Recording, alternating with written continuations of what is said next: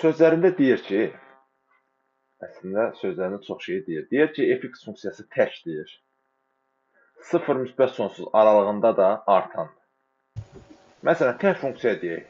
X kubunu götürə bilərik. Ola bilər. Y bərabər olsun x kub funksiyası. Bu həqiqətən tək funksiyadır.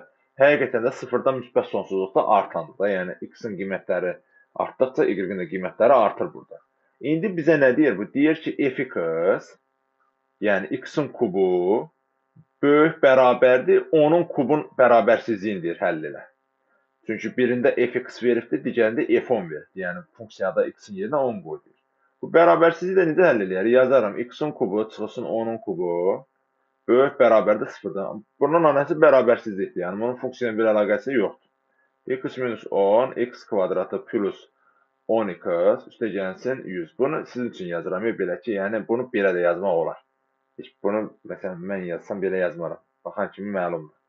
Burada bu ifadə nədir? Həmişə müsbətdir.